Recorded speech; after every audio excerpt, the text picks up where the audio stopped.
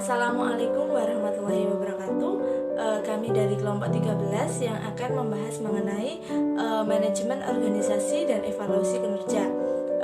Di sini yang beranggotakan saya sendiri Putri Lestari Ningsih dengan NIM 206190161 dan teman saya Siti Lumatul Ilmas dengan NIM 206190170. Di sini kita akan membahas mengenai teman-teman, selanjutnya di sini kita akan membahas mengenai manajemen organisasi evaluasi kerja sendiri itu dari pengertian, tujuan, manfaat, aspek yang dinilai dari evaluasi kinerja sendiri.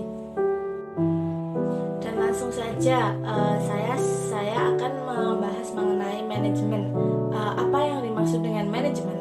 Manajemen merupakan kemampuan dan keterampilan khusus yang dimiliki oleh seseorang untuk melakukan suatu kegiatan dan baik secara perorangan maupun secara bersama-sama atau melalui orang lain dalam upaya mencapai tujuan organisasi secara produktif, efektif, dan efisien.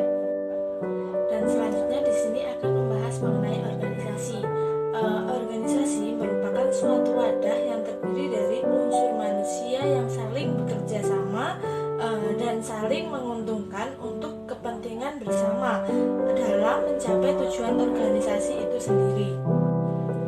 Dan selanjutnya di sini akan membahas mengenai fungsi manajemen. Di sini saya mengambil menurut GR Terry, meliputi yang pertama ada perencanaan atau planning, dan yang kedua ada pengorganisasian atau organizing, yang ketiga ada pelaksanaan atau actuating, yang keempat ada pengawasan atau controlling. Dan yang selanjutnya fungsi tujuan organisasi meliputi yang pertama ada pedoman bagi kegiatan, yang kedua ada sumber legitimasi, yang ketiga ada standar pelaksanaan, dan yang keempat ada sumber motivasi, dan yang terakhir ada dasar rasional pengorganisasian. Baik, di sini saya akan menjelaskan tentang pengertian evaluasi kinerja. Evaluasi kinerja adalah suatu metode dan proses penilaian dan pelaksanaan tugas seseorang atau sekelompok orang atau unit-unit kerja dalam suatu perusahaan atau organisasi sesuai dengan standar kinerja dan tujuan yang ditetapkan terlebih dahulu. Evaluasi kinerja cara yang paling adil dalam memberikan imbalan atau penghargaan kepada pekerja. Yang selanjutnya yaitu ada manfaat evaluasi kinerja.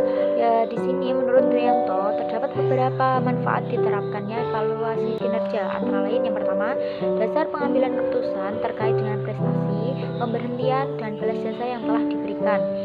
Evaluasi kinerja, maka naik turunnya prestasi seorang karyawan dapat dipantau. Yang kedua ada mengukur sejauh mana seorang karyawan dapat menyelesaikan pekerjaannya.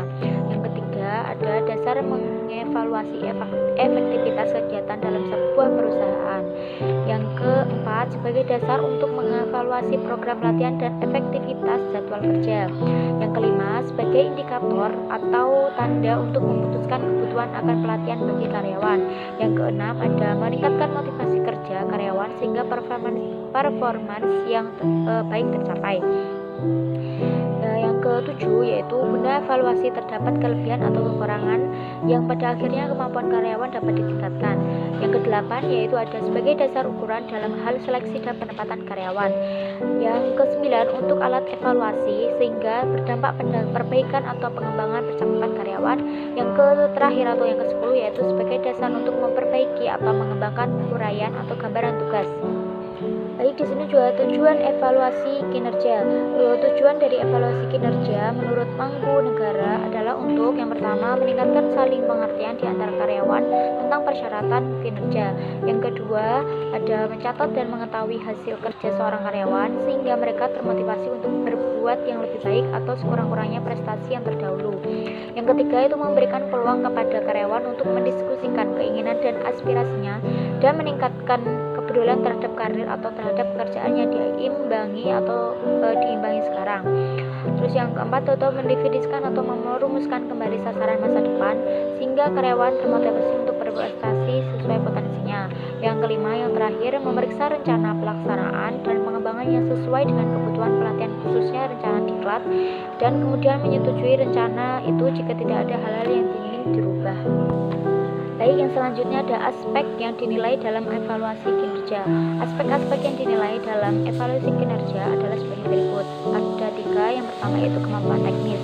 Kemampuan teknis yaitu kemampuan menggunakan pengetahuan, metode, teknik, dan peralatan yang dipergunakan untuk melaksanakan tugas serta pelatihan yang diperoleh. Yang kedua tuh kemampuan konseptual, yaitu kemampuan untuk memahami kompleksitas perusahaan dan penyesuaian bidang gerak dari unit masing-masing ke dalam bidang operasional perusahaan secara menyeluruh, yang pada intinya individual tersebut memahami tugas, fungsi, serta tanggung jawabnya sebagai seorang karyawan. Dan yang terakhir yaitu kemampuan hubungan internasional, yaitu antara lain untuk bekerja sama dengan orang lain, memotivasi karyawan dan rekan, melakukan negosiasi, dan lain-lain. Baik, itu penjelasan dari kelompok 13. Kurang lebihnya kami mohon maaf. Terima kasih. Wassalamualaikum warahmatullahi wabarakatuh.